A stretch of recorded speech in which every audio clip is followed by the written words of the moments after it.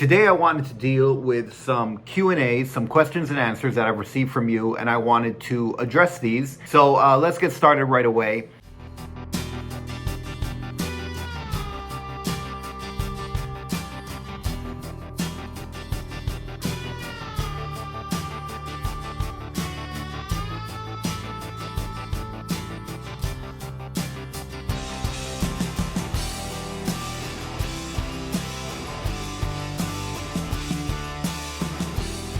So the first question I have is from rsangi24, who asked, I hate scammers so much. I always wonder how they scam a translator. Like, are we supposed to receive money, not pay? But they always have some sophisticated planned out scheme.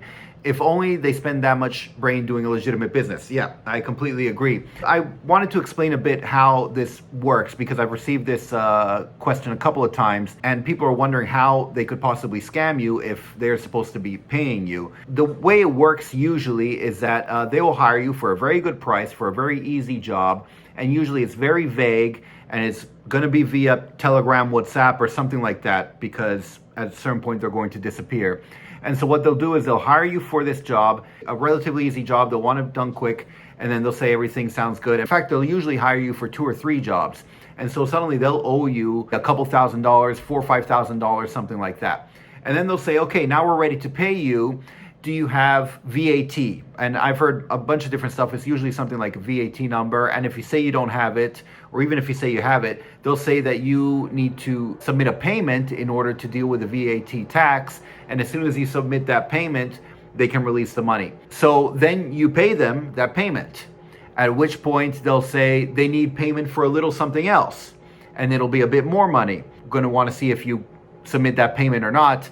And as you can see, they ask for more and more payments. And you're thinking, well, I'm owed $4,000 or $5,000. So if I give a payment of a couple $100, it's still okay, except that's the scam. And the thing is, they do this, you'll see this all over, Facebook groups all over the place. It's really spreading. And you always see people who comment under interested. They're getting quite a few people to do this, probably a couple hundred. They can get a couple $100 from a couple hundred people. That's a whole lot of money. Just be careful about these things. If they ask you for any job and it's on Telegram, or even via WhatsApp, if they don't name the company that they're working for, or else even if they name it, they'll say it's like TransPerfect, but they're still emailing you from a Gmail address. And then if they're very vague about it, they don't ask you for your credentials, anything like that. All of these are red flags.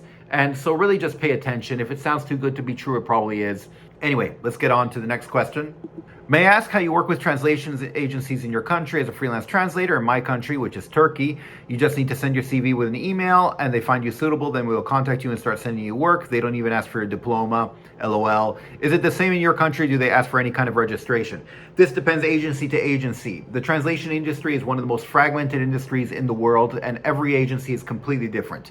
Having said that, usually they'll ask you to register so they can have your name on their database. Rarely do they ask for a diploma because they care more about your track record.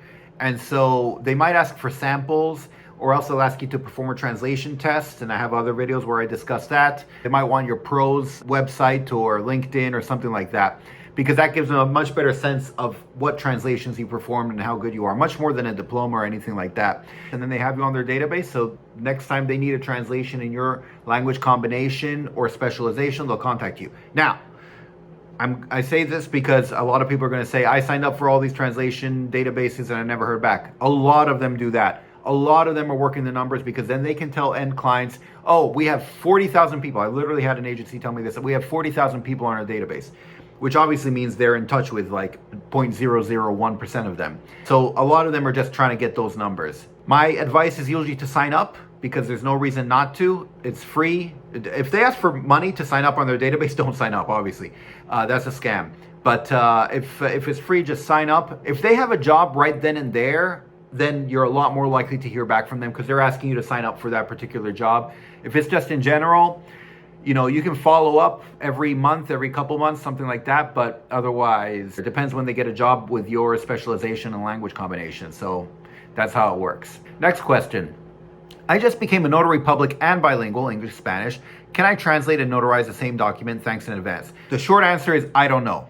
And this is because being a notary public is very different in every single country. Being a notary public, a notario, like in Italy, basically you have to be a lawyer. And so that's sort of not the same thing. In the US, it's a very different thing. You don't have to be a lawyer. It's more of a simple process. Having said that, even while I was in the US, I never notarized my own translations. I went to a notary public and had them notarize my translations. And usually what they do is they notarize, that I sign it in front of them, and they can notarize that I am who I say I am, et cetera, et cetera. It really depends country to country. Obviously you can't sign a contract without a notary in many places, Switzerland and stuff like that.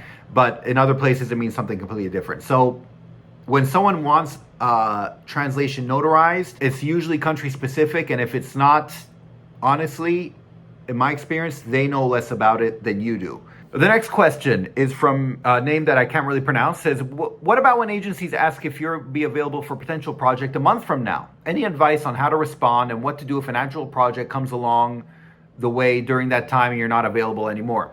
As a general rule, if you're a professional and you say you're available 1 month from now, and if they're sure, they're saying, look, on December 3rd, we're going to need someone. Are you going to be available? And you say that you're available, you should be available 100%.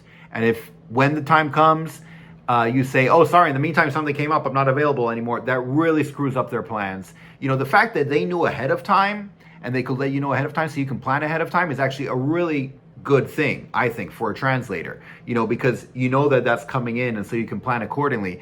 And I have had translators at the last minute say, oh, I'm not available anymore, I got something in the meantime, and they're off my database forever, because I know they're not reliable, and I don't like that at all. And the fact that I'm telling them ahead of time that I'm going to have something here, I really feel like I'm doing them a favor, because they can plan ahead, which in the translation industry is rare that you can plan that far ahead. So if you say you're going to be available, be available. Now, if their date changes or anything happens like that, then you can say, well, because of the change, I'm not sure, if something else came up or something, that's fine. But if they stuck to their original plan, their original schedule, you should be available if you said you were going to be available. And that wraps it up. Those are the questions for now. If you have any other questions, feel free to let me know, and I'll try to do another video where I can answer them. But I hope you found these useful, and I hope these answered your questions. And otherwise, I will talk to you next time. Okay, thanks. Bye. Savedum.